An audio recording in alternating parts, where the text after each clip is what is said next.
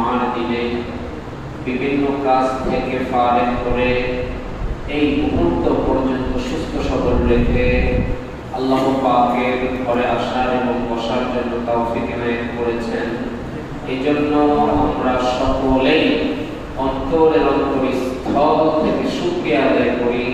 সবাই বলি রব্বানা লাকাল হামদ হামদান কাসীরান তাইয়িবান মুবারাকান ফীহি ইয়া রাব্বি লাকাল হামদু কামা ইয়ানবাগি লিজালালি ওয়াজহিকা ওয়া আযীমি সুলতানিকা লাকাল হামদু বিল ঈমান লাকাল হামদু বিল ইসলাম লাকাল হামদু বিল কুরআন। আমরা প্রশংসা করলাম কার? সুখে দুঃখে বিপদে আপদে প্রশংসা করব কার? রাজি আছেন ইনশাআল্লাহ? সবাই রাজি? সবাই কি ইনশাআল্লাহ পড়ছেন? যারা ইনশাআল্লাহ পড়ছেন আল্লাহ পাক তাদের কপালে শুকরিয়া লিখবে, যারা পড়েন নাই তাদের কপালে লিখবে না। বুঝতে পারছেন? ইনশাআল্লাহ মানে কি? আল্লাহ চাইলে শুকরিয়া আদায় করব। এজন্য চোখ কান খোলা রাখবেন, পারবেন তো ইনশাআল্লাহ? আমি আপনাদের সম্মুখে পবিত্র কালামুল্লাহ শরীফের সূরাতুল আর-রহমান থেকে কিছু আয়াত তেলাওয়াত করেছি। রাসূল পাক সাল্লাল্লাহু আলাইহি ওয়াসাল্লামের অসংখ্য অগণিত অমেয়বানী হাদিস থেকে ছোট্ট একটি হাদিস মুবারকা পাঠ করেছি।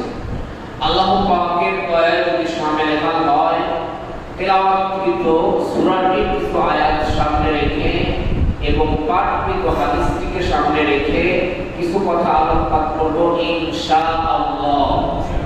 আল্লাহ তাআলার দয়া ছাড়া আলোচনা করা যাবে না? সম্ভব না? সবাই বলেন সম্ভব না? সম্ভব না। আল্লাহ পাকের দয়া লাগবে, আল্লাহ পাকের দয়া ছাড়া কোনো কিছুই সম্ভব না।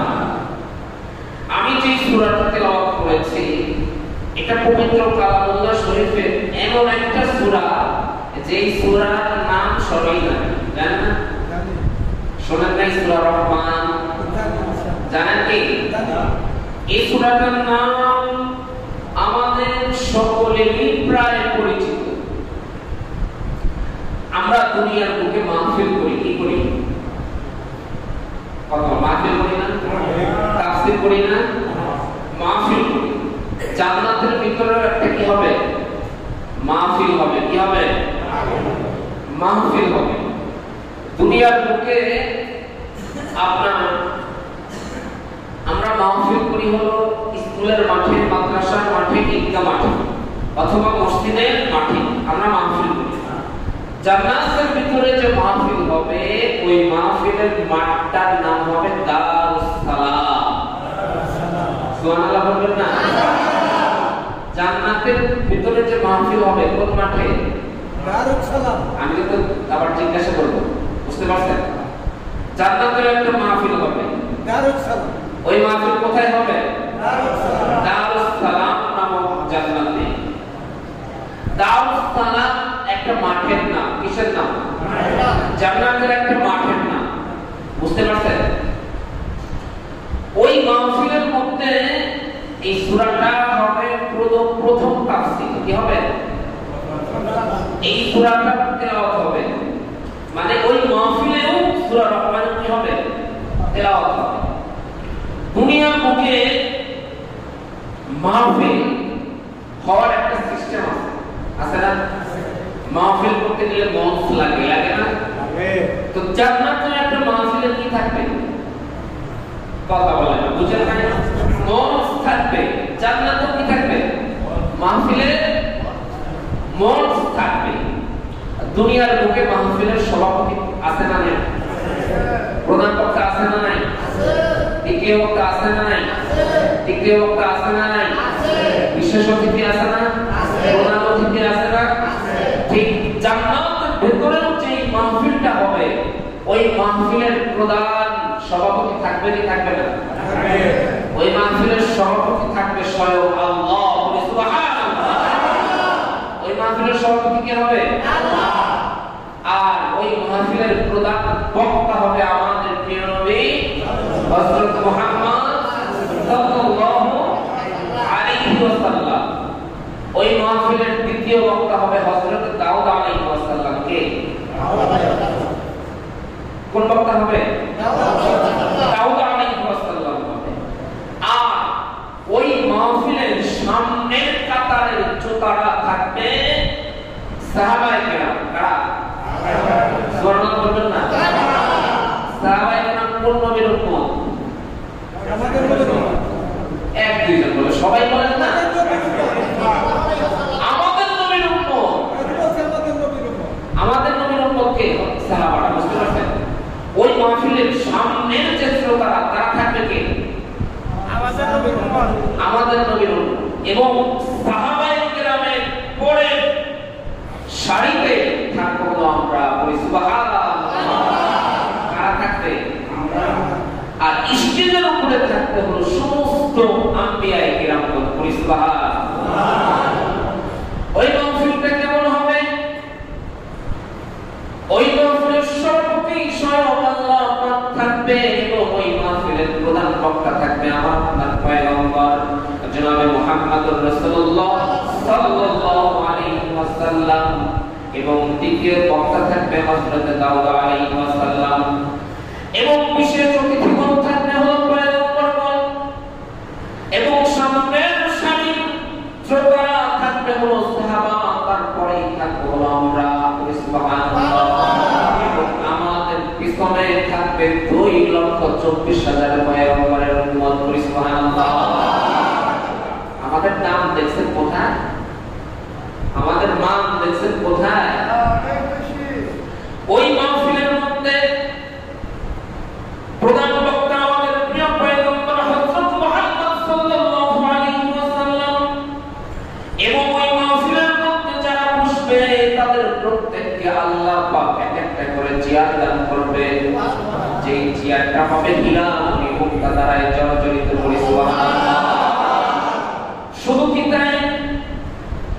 ওই চেয়ারটা হবে হলো আপনারা দুনিয়ার আসমান থেকে, দুনিয়ার জমিন থেকে আসমানটা যত দূর দেখা যায়, কিয়ামতের ময়দানের দিন, কিয়ামতের পরে আল্লাহ পাক যখন আমাদেরকে জান্নাত দিয়ে দিবেন এবং সমস্ত মুসলমানরা যখন জান্নাতে যাবেন, সমস্ত কাফের বেঈমানরা যখন জাহান্নামে যাবে, জান্নাতের দরজা তখন বন্ধ।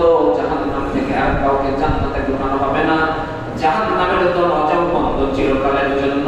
কোনদিন কাউকে আর জাহান্নামে ঢোকানো হবে না। যখন সমস্ত মানুষগুলো জান্নাতের ভিতরে ঢুকে পড়বে, এই সময় মাহফিলটা আল্লাহ পাক দিবেন। এই মাহফিলের মধ্যে আমার আপনার প্রিয় পয়গম্বর সর্বপ্রথম তেলাওয়াত করবে হলো হযরত দাউদ আলাইহিস সালাম। আপনারা সকলেই জানেন দাউদ আলাইহিস সালামের কণ্ঠ এমন ছিল, আল্লাহ পাক তার কণ্ঠটা একটু মধুর করে দিয়েছিল। দাউদ আলাইহিস সালাম যখন দুনিয়ার বুকে আল্লাহর দেওয়া কালাম পড়তেন, তখন আসমানে উড়ে যাওয়া পাখিগুলো দাউদ আলাইহিস সালামের কাছে চলে আসতো। শুধু কি তাই? সাগরের ভিতরের মাছগুলো যেই দিন দাউদ আলাইহিস সালাম তেলাওয়াত করতেন, সাগরের মাছগুলো পানির কিনারে চলে আসতেন দাউদ আলাইহিস সালামের তেলাওয়াত শোনার জন্য। এমন একজন পয়গম্বর যার কণ্ঠ ছিল বড় মধুর, এই পয়গম্বর হবে দ্বিতীয় বক্তা। সর্বপ্রথম দাউদ আলাইহিস সালাম কোরআন থেকে এমন তেলাওয়াত শুরু করবেন, আমরা যারা শ্রোতারা বসেছিলাম, আমরা শ্রোতারা দাউদ আলাইহিস সালামের তেলাওয়াত এত মনোযোগ দিয়ে শুনবো, এত শান্তি, এত মজা আর মজা আমরা পাইতে থাকবো। আমরা বলতে থাকবো এই তেলাওয়াত চলুক, এই তেলাওয়াত আর থামানো যাবে না, এই তেলাওয়াত আমরা শুনবোই।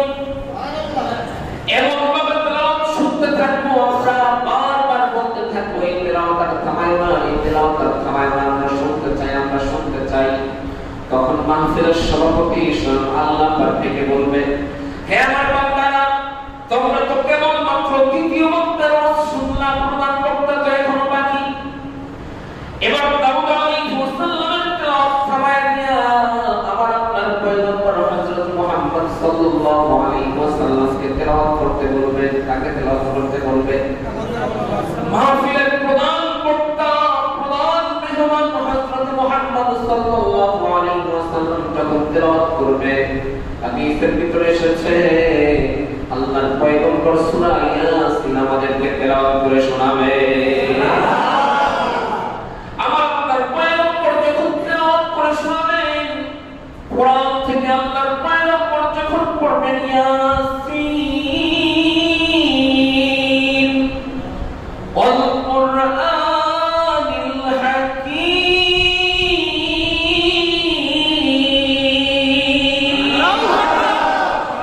এমন ভাবে তেলাওয়াত করে শোনাবেন আমরা যারা শ্রোতারা আছি সাহাবায়ে কেরাম এবং সমস্ত পয়গম্বরগণ বলতে থাকবে আল্লাহ এই তেলাওয়াতের বর্ণনা হোক, এই তেলাওয়াত আমরা শুনতে চাই, শুনতে চাই, শুনতে চাই।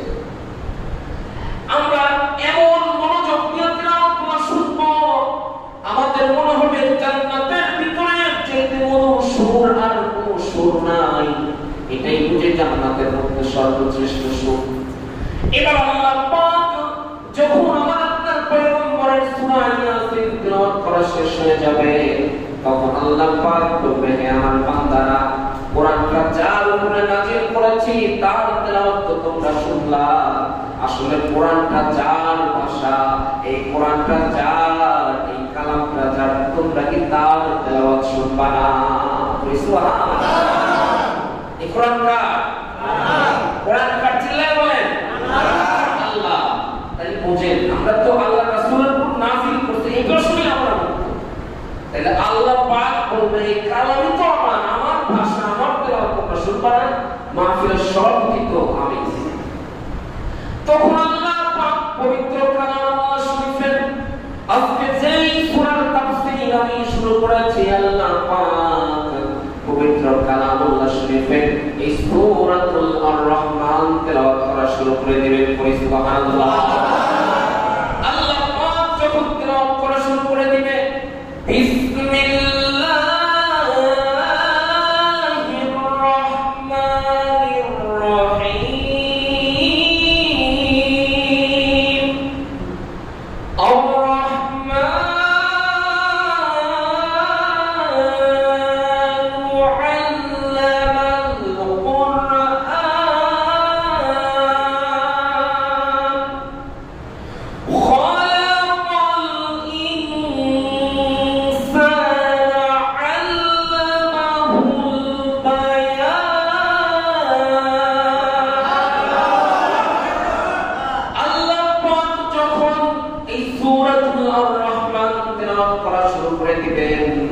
ওই সময় আমাদের এত শান্তি আর এত মজা লাগতে থাকবে, আমরা বলতে থাকবো আল্লাহ এই তেলাওয়াত বন্ধ করা যাবে না, এই তেলাওয়াত বন্ধ করা যাবে না।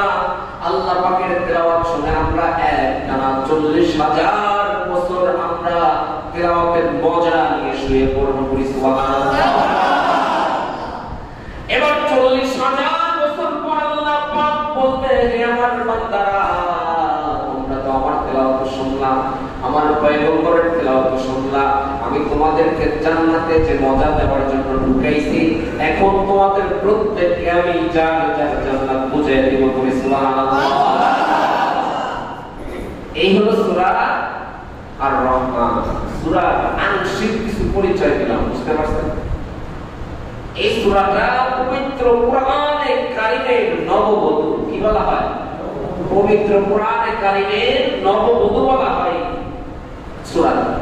এই সূরার ভিতরে আল্লাহ পাকের শান মান, আল্লাহ পাক আমাদেরকে কত নিয়ামত দিয়েছে তার বিস্তারিত বিশ্লেষণ আল্লাহ পাক এই সূরার মধ্যে করেছে। কোন সূরা? সূরা রহমান। এবার আসেন সূরা আর-রহমান নাযিল হওয়ার কারণ। তাফসীর শুনতে গেলে শানে নজুল লাগবে। কি লাগবে? শানে নজুল আছে না? পড়েন। তাফসীর শুনতে গেলে বুঝতে গেলে শানে নজুল লাগবে। কি লাগবে? শানে নজুল। সূরা রহমান নাযিল হওয়ার কারণ আল্লাহর পয়গম্বর হযরত মুহাম্মদ সাল্লাল্লাহু আলাইহি ওয়াসাল্লাম যখন মক্কাতে আল্লাহর ইবাদত করার জন্য মানুষদেরকে বললেন, কার ইবাদত করার জন্য? আল্লাহর রাসূল দাওয়াত দিলেন, এই তোমরা আল্লাহর হুকুম মানো, তোমরা আল্লাহর গোলামি করো, আল্লাহর হুকুমে সিজদা দাও, আল্লাহর বিধান আঁকড়ে ধরো। বছরে একটি নামাজের পয়গম্বর হযরত মুহাম্মদ সাল্লাল্লাহু আলাইহি ওয়াসাল্লাম বললেন, তোমরা রহমানের ইবাদত করো। কার ইবাদত করো? রহমানের ইবাদত করো। তখন কাফের মুশরিক বেঈমান কয়, এই মুহাম্মদের ধর্ম ঠিক নাই, ও একবার আল্লাহর ইবাদত করতে কয় আর একবার রহমানের ইবাদত করতে কয়। বলি নাউজুবিল্লাহ। এটা কারা বললো?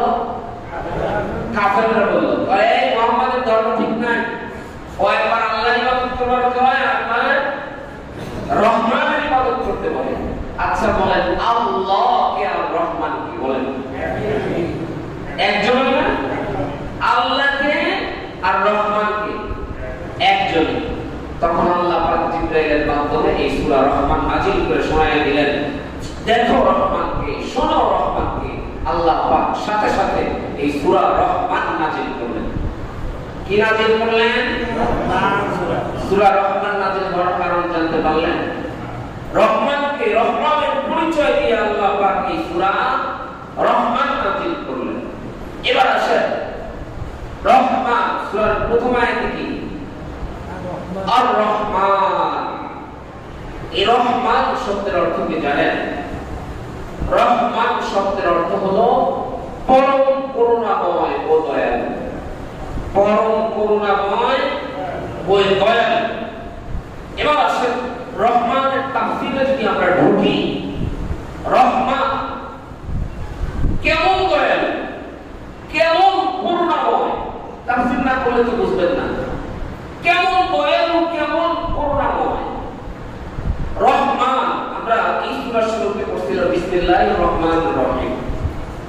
সূরার শুরুতে আল্লাহ পাকের নাম আছে না? আছে না? সূরা মানে বিসমিল্লাহর মধ্যে আল্লাহ পাকের দুইটা নাম আছে। কয়টা নাম আছে? একটা হলো রহমান আর একটা রহিম। কয়টা নাম? দুইটা। একটা হলো রহমান আর একটা কি? রাহিম। সবাই বলেন, বিসমিল্লাহর মধ্যে আল্লাহর নাম কয়টা? দুইটা। রহমান, রাহিম। এবার এই রহমানের তাফসীর হলো, রহমান হলো আল্লাহ পাক দুনিয়ার সমস্ত মানুষের জন্য আল্লাহ পাক রহমান। আল্লাহ কাফেরের উপরেও রহমত করে, মুসলমানের উপরেও রহমত করে, বৌদ্ধের উপরেও রহমত, খ্রিস্টানের উপরেও রহমত, ইহুদির উপরেও রহমত। পৃথিবীতে যত ধর্ম আছে, যত তন্ত্র মন্ত্রের মানুষ আছে, যত রকমের লোক আছে, নানা ধর্মের লোক, নানা বর্ণের লোক, পৃথিবীর প্রত্যেকটা মানুষের উপর, পৃথিবীর প্রত্যেকটা প্রাণীর উপর, পৃথিবীর প্রত্যেকটা জিনিসের উপর আল্লাহর রহমান আছে, দয়া আছে। আছে না নাই?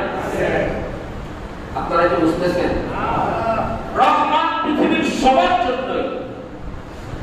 দেখবেন এই নদী কার? আল্লাহর না? এই নদীর মাছ মুসলমানরা খায় না? খায় না? খায় না? কাফেররা খায় কি খায় না? খায় না? খ্রিস্টানরা খায় কি খায় না? ইহুদিরা খায় কি খায় না? বৌদ্ধরা খায় কি খায় না? খায়। বৌদ্ধরা তো আল্লাহর ধর্ম বিরোধী, খ্রিস্টান তো আল্লাহর ধর্ম বিরোধী, ইহুদিরা তো আল্লাহর ধর্ম বিরোধী। ধর্ম বিরোধী না? কাফেররা তো আল্লাহর ধর্ম বিরোধী। তারপরেও কেন আল্লাহ নদীর মাছ তাদেরকে খাওয়াচ্ছে? কারণ কি? আল্লাহ রহমান। আল্লাহ রহমান পৃথিবীর সবার জন্য, কাফেরের জন্য, বৌদ্ধের জন্য, খ্রিস্টানের জন্য, সবাইকে আল্লাহ রহমত করতেছে। এটা হলো একটা তাফসীর। দ্বিতীয় নাম্বার রহিম। তারপরে কি? রহিম। রহিমের তাফসীর কি? রহিমের তাফসীর হলো, রহিম হলো আল্লাহ পাক আখিরাতের জন্য। কখনকার জন্য? আখিরাতের জন্য। দুনিয়ার বুকে আল্লাহ পাক রহমান, পৃথিবীর মধ্যকে আল্লাহ পাক খাওয়াচ্ছে, খ্রিস্টানকেও খাওয়াচ্ছে, আল্লাহ পাকের দুশমনকেও খাওয়াচ্ছে। যারা আল্লাহর রাসূলকে গালি দেয়, যারা আল্লাহকে গালি দেয়, তাকে আল্লাহ পাক খাওয়াইতেছে। কিন্তু রহিম হলো আল্লাহ পাক কিয়ামতের ময়দানের জন্য। ওই দিন যারা কাফের, মুশরিক, বেঈমান, খ্রিস্টান, ইহুদি, নাসারা, যারা কাফের হয়ে, নাস্তিক হয়ে দুনিয়ার মুখ থেকে বিদায় নিয়ে কবরে চলে গিয়েছে, ওই দিন আল্লাহ পাক তাদের জন্য রহমান থাকবে না।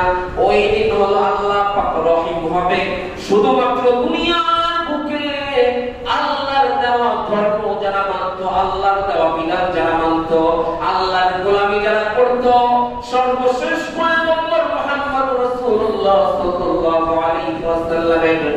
উম্মত হয়ে যারা কবরে গিয়েছে, ঈমান এনে যারা কবরে গিয়েছে এবং পূর্ববর্তী পয়গম্বররা থাকা অবস্থায় তাদের উপরে ঈমান এনে ওই সময় মৃত্যুবরণ করেছে, তারা ওই সময়ের মুসলমান না, এই সময়ের মুসলমান, এরা ব্যতীত আল্লাহ পাক কারোর জন্য রহিম হবে না। আল্লাহ পাক সমস্ত কাফেরদের জন্য হবে কহার, আর মুসলমানদের জন্য হবে আল্লাহ পাক রহিম। রহমান রহিমের ব্যাখ্যা বলছেন, রহমান দুনিয়ার সবার জন্য, আর রহিম শুধুমাত্র মুসলমানদের জন্য। কাদের জন্য? এটা কিয়ামতের মাঠ থেকে শুরু হবে, বুঝতে পারছেন? ওই দিন আল্লাহ পাক কাফের মুশরিকদের জন্য কি কহার, তাদের কোনো কি নাই, আর সুযোগ নাই, তারা জাহান্নামের লাকড়ি হয়ে পাকড়াও হয়ে যাবে, চিরকালের জন্য তাদের জন্য জাহান্নাম। রহমানের ব্যাখ্যা বুঝলেন? আর একটু রহমানের ব্যাখ্যা দেই, আল্লাহ কেমন দয়ালু, আমাদেরকে কতটা ভালোবাসে। আপনারা সকলে উহুদ যুদ্ধের নাম শুনছেন? ইসলামের ইতিহাসে উহুদ যুদ্ধটা হলো সবচেয়ে ভয়ঙ্কর যুদ্ধ। যেই যুদ্ধে মুসলমানরা প্রথমে বিজয় লাভ করেছিল, সামান্য ভুলের কারণে মুসলমানরা আবার কি হয়, পরাজয় হয়ে যায়। কি হয়ে যায়? পরাজয় হয়। এই যুদ্ধটা ইসলামের ইতিহাসে স্বর্ণ অক্ষরে লেখা আছে। এই যুদ্ধে আল্লাহ রাসূলের দাঁত মোবারক শহীদ হয়েছে। এই যুদ্ধে আল্লাহ রাসূলের কপালের ভিতরে লোহা ঢুকে গিয়েছিল। এই যুদ্ধে আল্লাহ রাসূলের গালের ভিতরে লোহা ঢুকে পড়েছিল। এই যুদ্ধে আল্লাহ রাসূলের চাচা হযরতে আমির হামজা শহীদ হয়েছে। এই যুদ্ধে হযরতে আব্দুল্লাহ ইবনে জাহাশ রাদিয়াল্লাহু তাআলা শহীদ হয়েছে। এই যুদ্ধে 70 জন সাহাবী শহীদ হয়েছে। কয়জন? 70 জন সাহাবী শহীদ হয়েছে। উহুদ যুদ্ধ যখন শুরু হয়ে যায়, আপনারা সকলেই জানেন আমার আপনার পয়গম্বরের প্রিয় চাচা হযরতে আমির হামজা রাদিয়াল্লাহু তাআলা ইসলাম ধর্ম গ্রহণ করেছিল এবং উনি ইসলাম ধর্ম গ্রহণ করার কারণে আল্লাহর রাসূলকে হযরতে আমির হামজা রাদিয়াল্লাহু তাআলা এতটা ভালোবেসেছে, এতটা মহব্বত করেছে। আমির হামজা রাদিয়াল্লাহু তাআলা মক্কায় থাকা অবস্থায় কাফের মুশরিকরা আল্লাহর রাসূলের দিকে আঙ্গুল তুলতে সাহস পায় নাই। বলি সুবহানাল্লাহ। আর রাসূল পাক সাল্লাল্লাহু আলাইহি ওয়াসাল্লামের জন্মের আগে তার পিতা দুনিয়ার মুখ থেকে বিদায় নিয়ে কবরে চলে গিয়েছে। রাসূল পাক সাল্লাল্লাহু আলাইহি ওয়াসাল্লাম তার চাচা আমির হামজা রাদিয়াল্লাহু তাআলা পুর চেহারার দিকে তাকায়া তার বাবার চেহারা খুঁজে বের করতেন। এই অন্তরকে এই সম্পর্ক দিতেন। আমার বাবাও বুঝি আমার চাচা আমির হামজার মতো ছিলেন, চাচার মধ্যে বাবাকে খুঁজতেন। এমন একজন পয়গম্বরকে, ওই এমন একজন সাহাবীকে উহুদ যুদ্ধে শহীদ করা হয়েছে। তাও কি শুধু শহীদ, ওই জামানায় মক্কার মধ্যে একজন কাফেরের গোলাম ছিল, নাম ছিল ওহশী। সবাই বলেন নাম কি? যে হযরতে আমির হামজা রাদিয়াল্লাহু তাআলাকে শহীদ করতে, তার নাম কি বলেন? ওহশী। বলেন ওহশী। ওহশী ছিল একদম কুচকুচে কালো, কুচকুচে কালো ছিল। সে ছিল কি গোলাম। তার মালিক তাকে বলল, তোমার কাজ একটাই, তুমি এই যুদ্ধের ময়দানে যদি রাসূলের চাচা আমির হামজাকে হত্যা করতে পারো, তাহলে তোমাকে আমি গোলাম থেকে আজাদ করে দেব। কি করে দিব? গোলাম থেকে আজাদ করে দিব। তখন ওহশী কয়, ঠিক আমার সুযোগ। সারা জীবন গোলাম হয়ে থাকার থেকে একজনকে মেরে যদি আমি আজাদ হইতে পারি, এটা তো বড় সুযোগ আমার জন্য। তখন এই ওহশী যুদ্ধের ময়দানে যায়, কারোর সাথে যুদ্ধ করে না, একটা বিশাল বড় তরবারি নিয়ে ওহশী যুদ্ধের ময়দানে শুধু আমির হামজা রাদিয়াল্লাহু তাআলাকে খুঁজতে লাগলেন। আমির হামজাকে খুঁজতে খুঁজতে এক পর্যায়ে রাসূল পাক সাল্লাল্লাহু আলাইহি ওয়াসাল্লামের প্রিয় চাচা হযরতে আমির হামজা রাদিয়াল্লাহু তাআলাকে পেয়ে গেলেন। এত পরিবেশ নষ্ট করে দেন, কেউ পরিবেশ নষ্ট করবে না। হযরতে ওহশী হযরতে আমির হামজা রাদিয়াল্লাহু তাআলা পিছন থেকে অহসি খোলা তরবারি হাতের ভিতরে নিয়ে যায়, খোলা তরবারি হাতের ভিতরে নিয়ে যায় হযরত আমির হামজা রাদিয়াল্লাহু তাআলা আনহুর পিঠ বরাবর এমন ভাবে তরবারি দ্বারা আঘাত করলেন, পিছন থেকে তরবারি দ্বারা আঘাত করলেন, পুরা তরবারিটা হযরত আমির হামজা রাদিয়াল্লাহু তাআলা আনহুর বুক দিয়ে চিরচির করে বের হয়ে গেল। বলি নাউযুবিল্লাহ। আমির হামজা রাদিয়াল্লাহু তাআলা আনহুকে পর্যায়ে কাফেররা ঘেরাও করে ফেললেন। বিভিন্ন ভাবে আমির হামজা রাদিয়াল্লাহু তাআলা আনহুকে তারা আক্রমণ করা শুরু করে দিলেন। কাফেরদের মধ্যে একজন মহিলা, যার নাম ছিল হিন্দি, নাম কি বলেন? এই হিন্দি নামক এই মেয়েটা হযরত আমির হামজা রাদিয়াল্লাহু তাআলা আনহুর বুকের উপরে চইরা হাতের ভিতরে একটা চাকু নিয়া হযরত আমির হামজা রাদিয়াল্লাহু তাআলা আনহুর বুকটাকে এইভাবে ফাললেন। বুকটাকে ফাইরা কলিজাটা কাটছে, চাকু দিয়ে কলিজাটা কাইটা বের কইরা সে দাঁত দিয়া চাবাইছে। পুরো কলিজাটাকে দাঁত দিয়া চাবায়া চাবায়া বিভিন্ন জায়গায় ফালায়া রাখছে। হযরত আমির হামজা রাদিয়াল্লাহু তাআলা আনহুর দুইটা কান কেটে দুল বানাইছিল এই হিন্দি। হযরত আমির হামজা রাদিয়াল্লাহু তাআলা আনহুর পা দুইটা কেটে ফেলেছিল। হযরত আমির হামজা রাদিয়াল্লাহু তাআলা আনহুকে এই হিন্দি নামক এই মেয়েটা আমির হামজা রাদিয়াল্লাহু তাআলা আনহুর মাথা থেকে পা পর্যন্ত পুরো বডিটাকে টুকরো টুকরো করে ফেলেছিল। বলি নাউযুবিল্লাহ। আল্লাহ পাক যখন এই দৃশ্য আসমানের উপর থেকে দেখতেছেন, হযরতে আমির হামজা রাদিয়াল্লাহু তাআলা আনহু কালেমা পড়তে পড়তে শহীদ হয়ে গেলেন। বলি সুবহানাল্লাহ। এদিকে কাফেররা তারা কিন্তু আগে থেকেই টার্গেট করেছিল, মুহাম্মদকে যদি দুনিয়ার বুক থেকে বিদায় করে দেওয়া যায়, মুহাম্মদকে যদি দুনিয়ার বুক থেকে বিদায় করে দেওয়া যায়, ইসলাম মাটিতে মিশে যাবে, ইসলামের কোনো নামগন্ধ থাকবে না। রাসূল পাক সাল্লাল্লাহু আলাইহি ওয়াসাল্লামকে যুদ্ধের ময়দানে কাফেররা একা পেয়েছিল। একা পেয়ে দূর থেকে একজন কাফের রাসূল পাক সাল্লাল্লাহু আলাইহি ওয়াসাল্লামের মাথার ভিতরে হেলমেট পরা ছিল। কি পরা ছিল বলেন? হেলমেট পরা ছিল। একজন কাফের বড় একটা পাথর দাঁড়ায় আমার আপনার পয়গম্বর বিশ্বনবী মুহাম্মদ সাল্লাল্লাহু আলাইহি ওয়াসাল্লামের মাথার ভিতরে পাথর দ্বারা আঘাত করলেন। হেলমেটটা ভেঙে হেলমেটের ভেতর থেকে একটা লোহা রাসূল পাক সাল্লাল্লাহু আলাইহি ওয়াসাল্লামের কপালের মধ্যে ঢুকে পড়ল। আরেকজন কাফের পাথর নিয়ে রাসূল পাক সাল্লাল্লাহু আলাইহি ওয়াসাল্লামের গাল বরাবর এমন ভাবে ঢিল মারলেন, হেলমেটের গালের ভিতরে যে লোহা থাকে, পেরা থাকে, এখান থেকে একটা লোহা রাসূল পাক সাল্লাল্লাহু আলাইহি ওয়াসাল্লামের গাল মুবারকের মধ্যে ঢুকে পড়লেন। আরেকজন কাফের এসে একটা পাথর দিয়ে রাসূল পাক সাল্লাল্লাহু আলাইহি ওয়াসাল্লামের মুখ বরাবর এমন ভাবে ঢিল মারলেন, রাসূল পাক সাল্লাল্লাহু আলাইহি ওয়াসাল্লামের সামনের দুইটা দাঁত জমিনের মধ্যে পড়ে গেল। রাসূল পাক সাল্লাল্লাহু আলাইহি ওয়াসাল্লাম জমিনের মধ্যে পড়ে গেলেন। সাথে সাথে হযরত আলী রাদিয়াল্লাহু তাআলা দৌড়ে আল্লাহর রাসূলের কাছে আসলেন। আল্লাহর রাসূলের কাছে এসে হযরত আলী রাদিয়াল্লাহু তাআলা আল্লাহর রাসূলের এই অবস্থা দেখে দুর্বল হয়ে গেছে। এদিকে কাফেররা যুদ্ধের ময়দানে সরায় দিয়েছে। ওদিকে মুহাম্মদ সাল্লাল্লাহু আলাইহি ওয়াসাল্লামকে হত্যা করে ফেলেছি।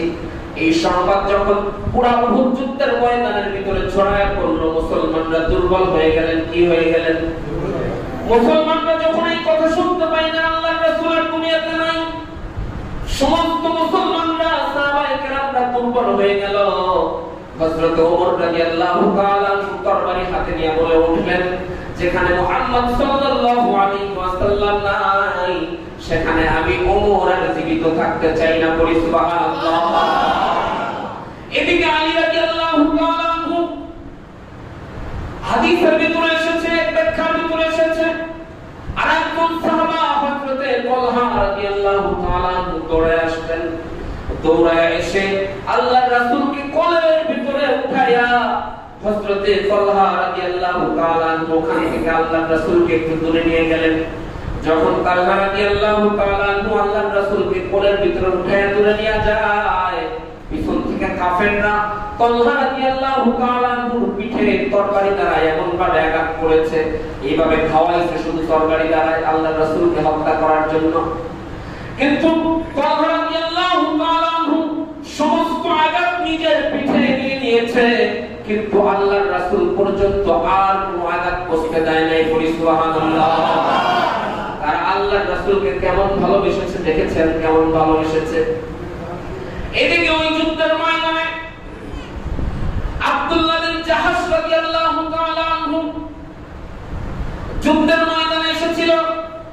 আব্দুল্লাহ বিন জাহাশ রাদিয়াল্লাহু তাআলা আনহু ওই যুদ্ধের ময়দানে আসার আগে আল্লাহকে বলছিল, আল্লাহ যুদ্ধের ময়দানে যাইতেছি, ঘরে ফিরে আসার জন্য যাইতেছি না আল্লাহ, শহীদ হওয়ার জন্য যুদ্ধের ময়দানে যাইতেছি আল্লাহ।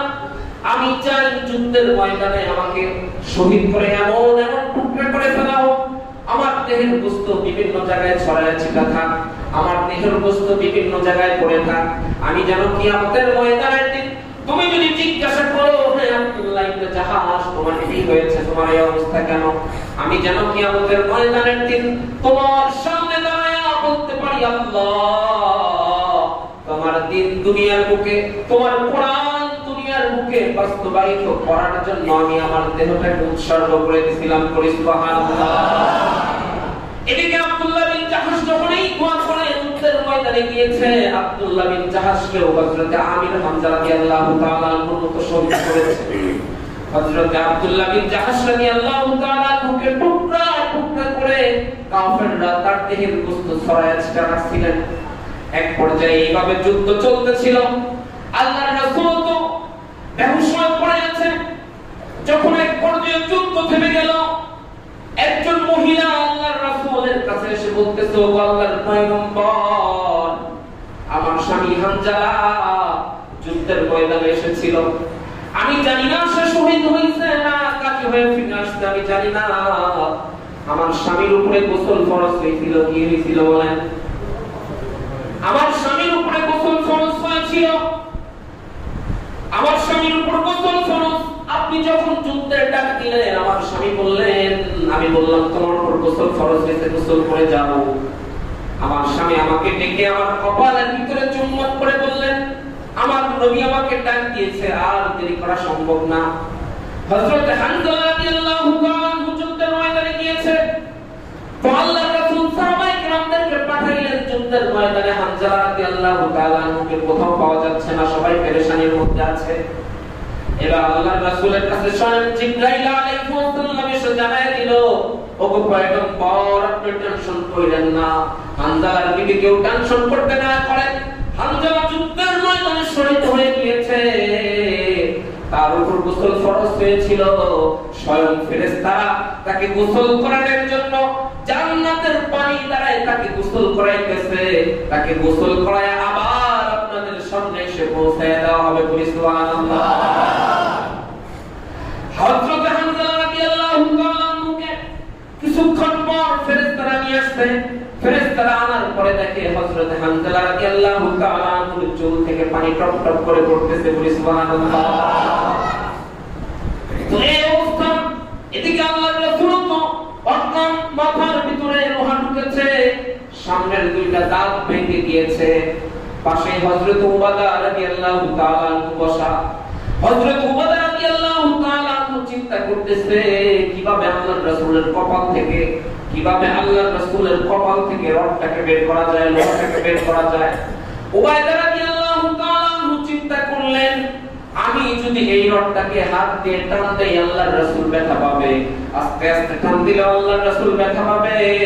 হযরত উবাইদা রাদিয়াল্লাহু তাআলা আনহু তার দাঁত দিয়ে রাসূল পাক সাল্লাল্লাহু আলাইহি ওয়াসাল্লামের কপালের ওই লোহাটাকে ধরে এমন ভাবে কামড় দিলেন, কামড় দিয়ে এমন জোরে টান দিলেন, লোহাটা উঠে আসলো। হযরত উবাইদা রাদিয়াল্লাহু তাআলা আনহুর যে দাঁত মোবারক, মানির দুইটা দাঁত সাথে সাথে উঠে আসলো।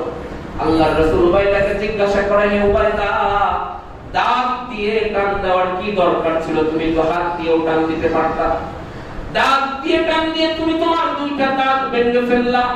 হযরত উবাইদা রাদিয়াল্লাহু তাআলা আনহু বললেন, ও আল্লাহর রাসূল, আপনার এই লোহা বের করার জন্য আমার কলিজাটাও যদি ছিঁড়ে যাইতো, আমি আমার কলিজাটাকেও ছিঁড়ে দিতাম, আব্দুল্লাহ বের করে ছাড়তাম। আল্লাহর রাসূলকে, আল্লাহর নবীকে কেমন ভালোবেসেছে! এরকম ভালোবেসে তারা কি ঠকেছে না জিতেছে বলেন? এবং যেটা জিতছে, দুনিয়ার মুখ থেকে জান্নাতের সার্টিফিকেট নিয়ে কবরে গেছে। কি নিয়ে কবরে গেছে বলেন? জান্নাতের সার্টিফিকেট নিয়ে কবরে গেছে।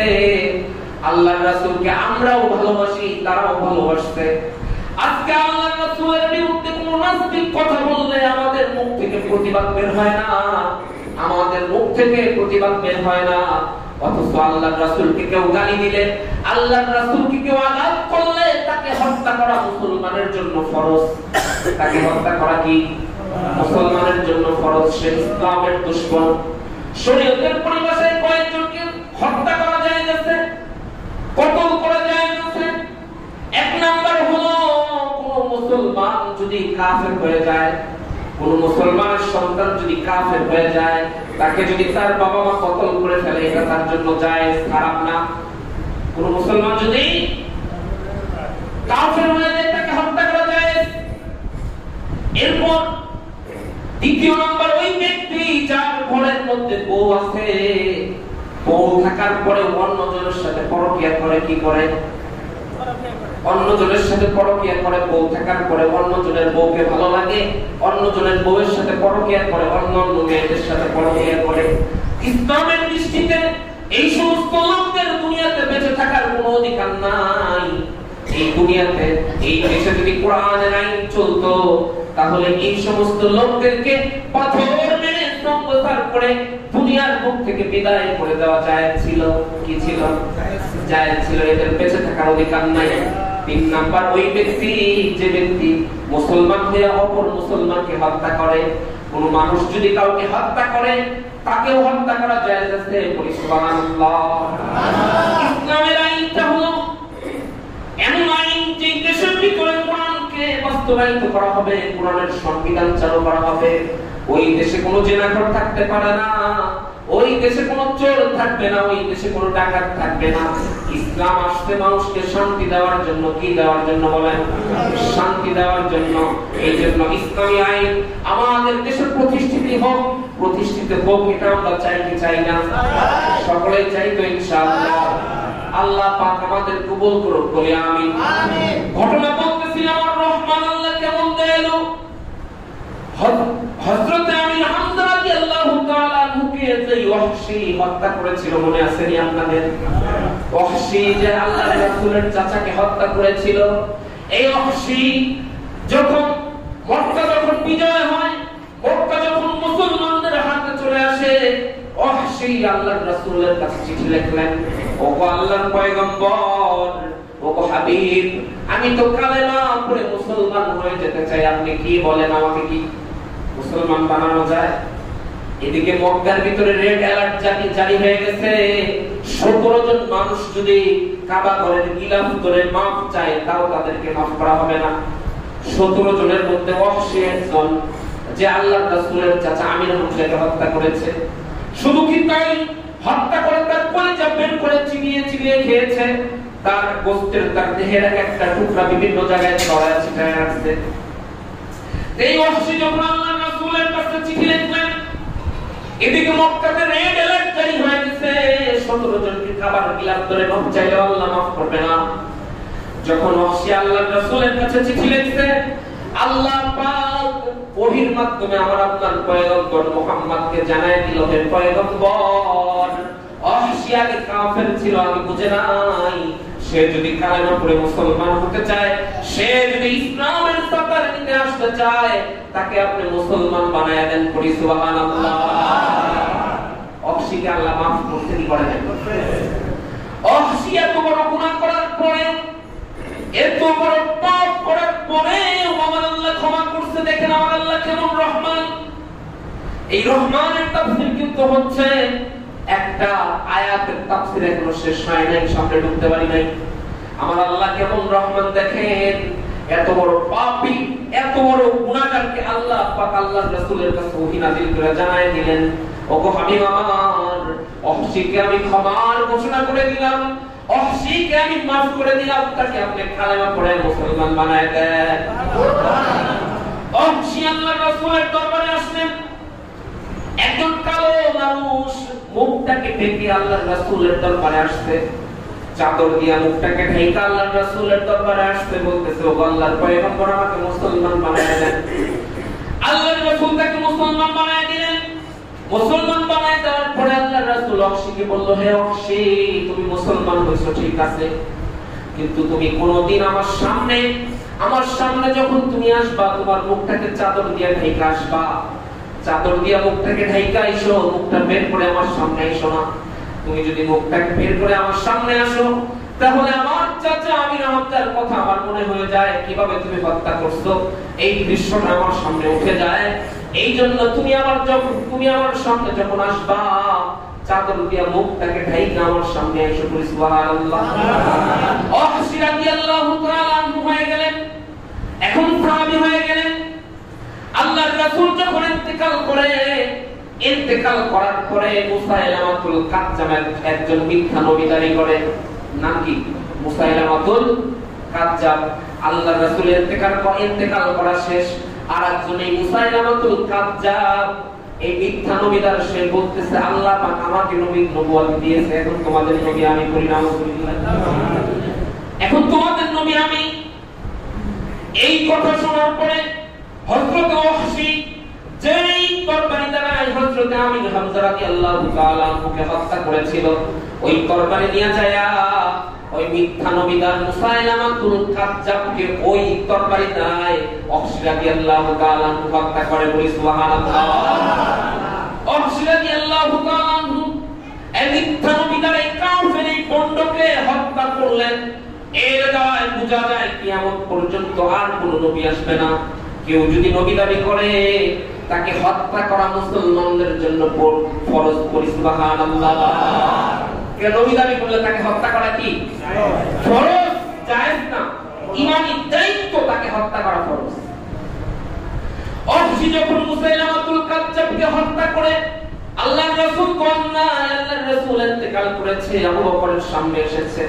আবু বকর রাদিয়াল্লাহু তাআলা আনহুর সামনে এসে বলতেছে, হে ভাই আবু বকর, এই তরবারি দ্বারা আমি রাসূলের চাচা আমির হামজাকে হত্যা করছিলাম, আবার এই তরবারি দ্বারা ইসলামের একজন বড় দুশমন মুসাইলামাতুল কাজ্জাবকে আমি দুনিয়ার বুক থেকে বিদায় করে দিয়েছি। তখন হযরত আবু বকর রাদিয়াল্লাহু তাআলা আনহু ওহশীকে বুকের ভিতরে জড়ায় ধইরা তার কপালের ভিতরে, তার গালের ভিতরে, তার ঠোঁটের ভিতরে চুম্বন করে, বলি সুবহানাল্লাহ। তার কপালে চুম্বন করা শুরু করে দিয়েছে। ইসলামের এত বড় একজন দুশমনকে সে হত্যা করেছে। এক তরবারি দ্বারা যেরকম ইসলামের একজন বড় সাহাবীকে হত্যা করেছিল, আবার ওই তরবারি দ্বারা সে কি করছে, ইসলামের বড় একজন দুশমনকে হত্যা করেছে। দেখেন আল্লাহ কতটা রহমান, ওহশীকে আল্লাহ মাফ করছেন তো বটেই। এরপর ওই যে আল্লাহর রাসূলের চাচা আমির হামজার বুক ফাইরা হিন্দি নামক একজন মহিলা কলিজা বের করে যে চিবায় খাইছিল, মনে আছে না আপনাদের? মনে আছে?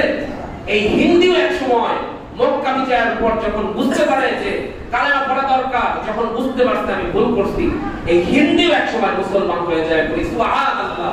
এই হিন্দিকেও আল্লাহ পাক তার জীবনের সব গুনাহ মাফ করে দেন। আল্লাহর রহমান কেমন বুঝতে পারছেন?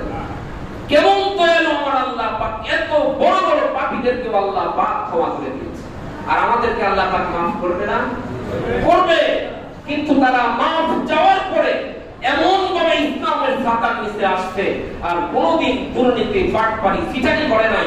যতদিন জীবিত থাকছে, হক পথে থাকছে, হক প্রতিষ্ঠিত করার জন্য যা করা দরকার তাই করছে। এই জন্য তাদেরকে আল্লাহ পাক মাফ করে দিয়েছে। আমরাও যদি ওই রকম ভাবে তওবা করতে পারি, ওই রকম ভাবে তওবা করে ইসলামের ছাতার নিচে ফিরে আসতে পারি, তাহলে আল্লাহ পাক আমাদের জীবনের সমস্ত গুনাহ মাফ করে দিবে, বলি সুবহানাল্লাহ। পারবো তো ইনশাআল্লাহ। আমরা সূরা রহমানের তাফসীর, এক আয়াতের তাফসীর হলো, কয় আয়াতের? আর রহমান, শুধু এইটুকুর তাফসীর, তাই না? আগামী জুমা ইনশাআল্লাহ দ্বিতীয় আয়াত থেকে তাফসীর শুরু হবে। কি বলেন?